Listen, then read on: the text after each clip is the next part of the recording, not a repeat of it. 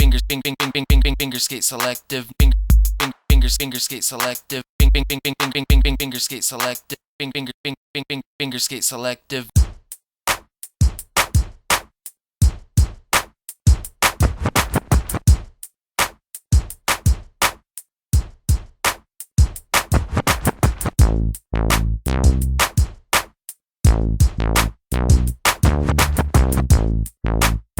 What up? It's FingerSkateSelective here. Today I'm reviewing the Tech Deck 3rd and Army Street Tour set. So I'm going to show you the box here real quick and then we'll get into the actual product. First thing you notice, or first thing I noticed really, is there's no plastic window here with the actual fingerboard showing. It's kind of freaky. I don't know if that saves money or cuts down on theft or what, but it is what it is. Anyway, this is the front of the box. Shows you the actual obstacle, a couple pictures of the real deal, yada yada. On the side, tells about techdeck.com. On the back, it gives like a little history lesson on the 3rd and Army spot in San Francisco. Then on the other side here, it's got the Love Park and the Rincon. So that's the box. Pretty cool. I got this set at Target for $14.95. I believe it's around $15 at every retail store. So anyway, that's the box. Alright, so before we get into the actual obstacle, I wanted to show you this here. There you can see a picture of the fingerboard since you can't see the actual one with the clear window. Shows you what the graphic looks like, and I'll show you here. Yes, it looks exactly like it. Same graphic. I didn't know if anyone was wondering about that, but I just wanted to show you. Yes, the fingerboard is included, and they do show you the correct graphic on the box. Alright, so this is what you would have once you take everything out of the box. You got 3 main parts here. This is the rail, obviously. It is made out of plastic. You have the left section here with the planter and the little ramp. Then you have the right section. This whole part is kind of sloped down like a ramp. Then you have the stairs. If you're wondering how these go together, they're connected with the traditional Tech Deck connectors. There's 4 small ones there. The left side has to go over top of the right because this rail pops down into a hole also. Then if you look on there, you got 3 holes. That's where your rail goes, and that also helps connect it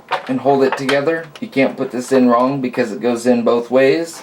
That's what it looks like put together. I would say they did a pretty good job making it look like the actual spot. You got the cool steps here. You got the rounded ledges with the big round rail on top. It's got the back ledge, and it even has planters. Gnarly. Now, I'm going to go over some of the good points, then I'm going to tell you the bad points. When you flip it over, it's got non-sliders. They actually work pretty good. They're like rubber pads here. So Tech Deck is getting better. They're thinking about, like, the sliding around was really their main problem, and at least they're trying, you know what I mean? They're actually taking steps to making their products better, so big thumbs up to them. By the way, if you don't know, they are coming out with wooden ramps and stuff. I've seen them. Hopefully I can get some of those down the road and review those too. Alright, so you got the non-sliders on the bottom. The other thing I like a lot is this section of the rail here. It's hard to do tricks on, but it's there and you can do them. Another part that I like is this side ledge here. Pretty short, but it is fun to do tricks on. One of the major things, and this is something that I think you guys will really like about this 3rd and Army. Most street spots and street tour sets do not have these connector spots where you can connect other Tech Deck ramps to them. I don't know why they don't, but a lot of them don't. This one does, and it has a million of them. So if you have other Tech Deck ramps that have the little connector spots, you can connect them to this and actually make a bigger park out of it, and that's pretty cool. Or if you had 2 of these 3rd and Armies, you could put them back to back using these connectors. Another thing on the back here that I like is this long wall here. You can grind it and it's like for days.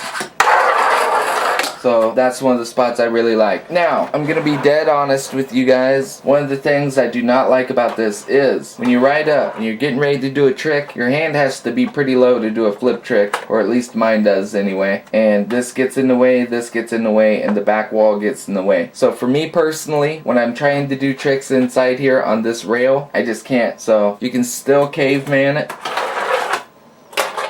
And it's pretty cool. Really, the way I skate this thing is from the outside onto this rail, skate this little ramp here, skate the planter, and then along the back edge like I was saying before. So, I mean, and for the main section, the main fingerboarding section of this obstacle being the inside here, it's not designed very good because to do any kind of flip tricks or anything, your hand is going to have to come down a little bit lower. So this might have even been better if they would have made it exactly the same, but just cut that back wall off. And I know the real spot has a ledge on the back, but they could have did without it, just made it all this level. Then you could have really tore this thing up. But I mean, it is what it is. For 15 bucks, I think the size of the obstacle, the look of it, I think it's a good deal. Fingerboard ability though, I would give it a 5 out of 10 realistically, because for me personally and the type of tricks I do, I guess, I don't know, maybe it's just me, but this thing getting in the way of the tricks, it just really bummed when I found that out. And let me show you the back here too. Like riding up here and doing a trick onto the rail would be amazing. I just can't do it because your hand hits. But I mean, it is what it is. You can connect other ramps, and I think that's going to be a big point for most of you out there, especially you little guys that like putting together a bunch of tech decks and making one big park. I think you guys will really like that because you can connect a billion of them right there.